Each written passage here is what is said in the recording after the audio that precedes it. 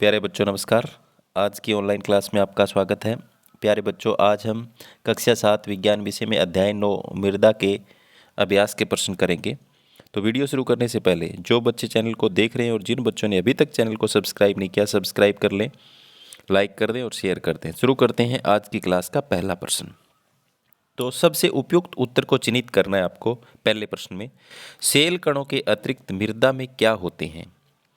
वायु और जल, ख है जल और पादप, ग है खनिज जैव पदार्थ वायु और जल, घ है जल वायु और पादप। तो प्यारे बच्चों, सेल कणों के अतिरिक्त क्या होते हैं? खनिज होते हैं मिट्टी में, मृदा में, जैव पदार्थ होते हैं यानी ह्यूमस होते हैं, और क्या होते हैं?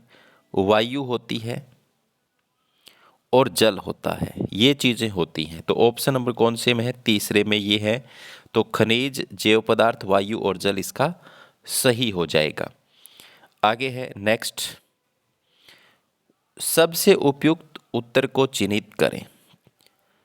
जल धारण क्षमता सबसे अधिक किस मृदा की होती है? बलुई मृदा की, दुमटी मृदा की, मृणमय मृदा की, और बालू और दुमटी के मिश्रण की। तो प्यारे बच्चों, जो मृणमय मृदा है उसको एक किस्म से हम, जिसमें बारीक कणों की मात्रा ज़्यादा होती है, उसकी जल धारण क्षमता, पानी को रोके रखने की क्षमता है जो वो ज़्यादा होती है।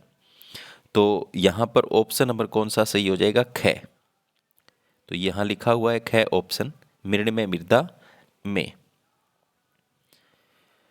जो बलुई मृदा है उसकी जल धारण क्षमता होती है कम, और मृणमय मृदा उसकी जल धारण क्षमता होती है ज़्यादा, क्योंकि बलुई मृदा में मोटे कण ज़्यादा होते हैं और दुमटी में दोनों मिक्स होते हैं, मोटे और बारीक बालू के।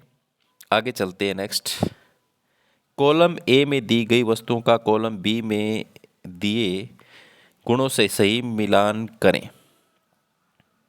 तो प्यारे बच्चों, पहला है सभी जीवों को आवास देने वाली। तो सभी जीव किस में आवास मिलता है? मृदा में। कौन सा हो जाएगा? मृदा। मृदा की ऊपरी परत किस रंग की होती है प्यारे बच्चों? मृदा की ऊपरी परत जो होती है वो गहरे रंग की होती है। और बलुई मृदा क्या होती है? बड़े कण वाली होती है। कैसे होती है? तो इसका क्या हो जाएगा? बड़े कण वाली, ये हो जाएगा। ठीक है, तो इस तरीके से हमने 3 मिलान कर दिए। मृदा की मध्य की परत,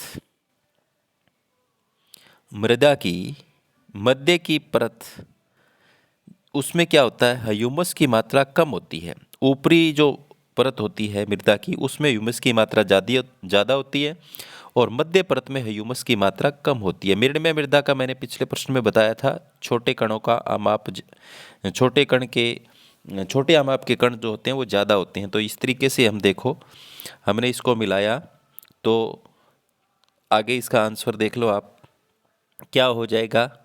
जीवों को आवास देने वाली सभी प्रकार की मृदा होगी। मृदा की ऊपरी परत गहरे रंग की होती है। बलुई मृदा बड़े कण के, मृदा की मध्य की परत में ह्यूमस कम होते हैं। तो इस तरीके से इन सभी के क्या हो जाएंगे? 2, 3, 1, 5, 4 हो गए। तो आगे चलते हैं नेक्स्ट प्रश्न पे।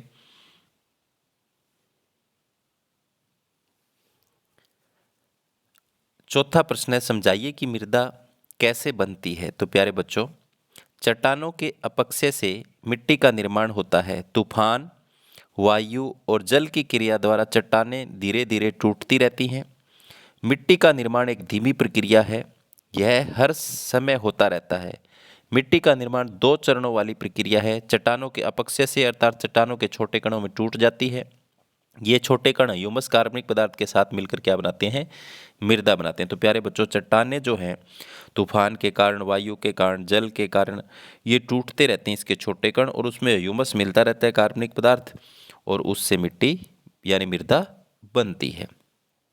तो ये था प्रश्न नंबर 4, समझाइए कि मृदा कैसे बनती है, उसका आंसर आपने देखा। अब आगे चलते हैं नेक्स्ट, प्रश्न नंबर 5 है, मृणमय मृदा किस प्रकार फसलों के लिए उपयोगी है। तो मृणमय मृदा में ह्यूमस की मात्रा ज़्यादा होती है। किसकी मात्रा ज़्यादा होती है? ह्यूमस की। यह बहुत उपजाऊ होती है, इसलिए गेहूं और चना जैसी अनाज उगाने के लिए उपयुक्त है।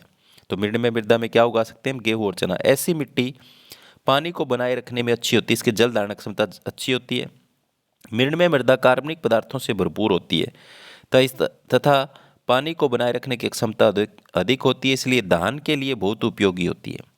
मसूर और अन्य दालों के लिए दोमटी मिट्टी जो पानी को आसानी से बहा देती है की आवश्यकता होती है।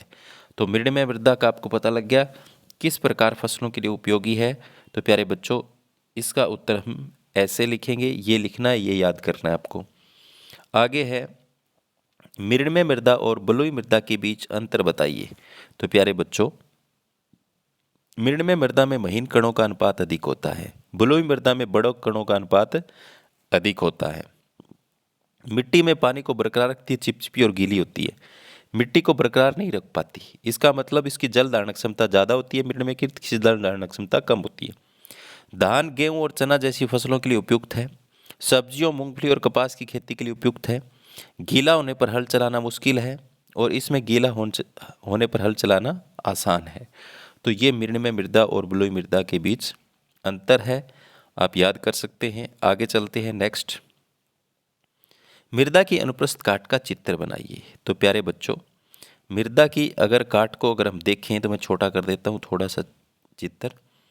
तो देखो, इसमें सबसे नीचे जो है आधार सेल है और इसके बाद में ये 3 स्तर हैं। ऊपर वाला ए है, बीच वाला बी है और ये सी है। नीचे देखो चट्टानें हैं, आधार सेल है और ऊपर वाली जो है उसमें देखो फसलें उगी हुई है, ये उपजाऊ होती है। ऊपरी जो है ए स्तर या स्थिति जिसमें ह्यूमस की मात्रा ज़्यादा होती है।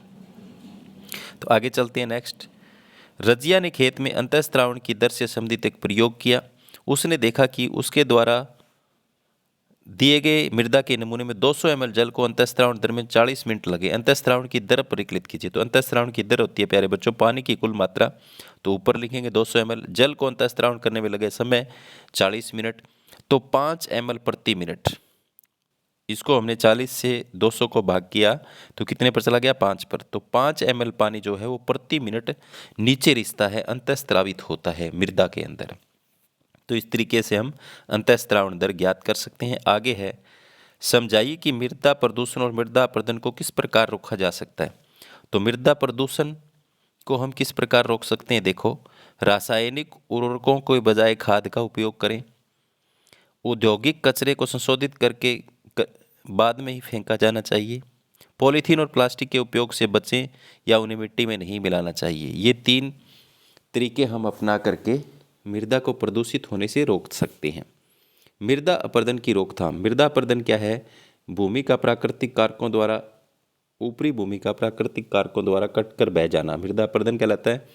तो कटे हुए वनों के स्थान पर बड़े पैमाने पर रोपण, जहाँ से वृक्ष काट लिए वहाँ पर ज़्यादा वृक्ष लगाने चाहिए। घास भूमि के चराई पर रोक होनी चाहिए। पहाड़ी क्षेत्रों में सीढ़ीदार खेत बनाकर मृदा अपरदन को रोक सकते हैं। आगे चलते हैं नेक्स्ट। निम्नलिखित वर्ग पहली को दिए गए संकेतों की सहायता से हल कीजिए। इसके बने थैलों के अपशिष्ट से मृदा का प्रदूषण होता है। तो पहले में देखो, बाएं से दाएं 4 अक्षरों में ऐसा क्या होगा? तो पॉलीथीन आएगा। इसमें क्या आएगा? पॉलीथीन, ठीक है। और दूसरे में देखो, बाएं, इस प्रकार की मृदा में सूक्ष्म कणों का अनुपात अपेक्षाकृत अधिक होता है। सूक्ष्म कण किसमें अधिक होते हैं? मृण्मय में, तो इसमें मृण्मय आ जाएगा। इस प्रकार की मृदा में सूक्ष्म तथा बड़े कणों की मात्रा लगभग समान होती है, तो वो होती है दुमटी, आपको पता ही है। तो चौथे में क्या आ जाएगा? इधर से इधर 4 में दुमटी आ जाएगा। आगे है मृदा परिच्छेदिका की परत। मृदा परिच्छेदिका की परत 5वें में आपको भरना है 5 अक्षरों में। तो एक ऐसी परत जो 5 अक्षरों की है तो आधार सेल होती है जिसमें। आगे है वनस्पति न होने पर मृदा का उड़ा ले जाती है। तो मृदा को कौन उड़ा ले जाती है? 8वें में बाएं से दाएं, इधर 3 अक्षरों में, तो क्या आएगा? पवन। आगे है नोमा। इस प्रकार की मृदा सुवातित एवं शुष्क होती है। तो आपको पता है बलुई, तो 9वें में क्या आ जाएगा? बलुई आ जाएगा, 3 अक्षरों में है। किस मृदा द्वारा पानी को रोकने की क्षमता अधिक होती है? तो 10वें में क्या आ जाएगा? यहाँ पर जल रोधक। तो आगे ऊपर से नीचे दूसरे में देखो, भूमि की ऊपरी परत जो मृदा को आधार प्रदान करती है, तो इसमें देखो ऊपर से नीचे क्या आ जाएगा, मृदा प्रदान करती है आधार, उसको कौन प्रदान करती है, मृदा। आगे है पवन तथा प्रवाही जल के कारण मृदा पर प्रभाव क्या हो जाएगा, तो पवन और प्रवाही जल के कारण मृदा पर प्रभाव क्या होगा, उसको अपर्दन होगा। तो इसमें तीसरे में भरा जाएगा ऊपर से नीचे अपर्दन। मृदा में जल के अवशोषण की प्रक्रिया, छठे में क्या भरा जाएगा, इसमें अंतःस्त्रावण। किसी स्थान की मृदा की काट परिच्छेदिका, उसे प्रोफाइल या सहस्तर भी कहते हैं, तो इसमें क्या भरा जाएगा, सातवें में प्रोफाइल। इस तरीके से प्यारे बच्चों हम इस इन बॉक्सेस को भर सकते हैं, आप ट्राई करना। तो आज की क्लास में इतना ही, उम्मीद करता हूँ कि आपको समझ में आया होगा। धन्यवाद।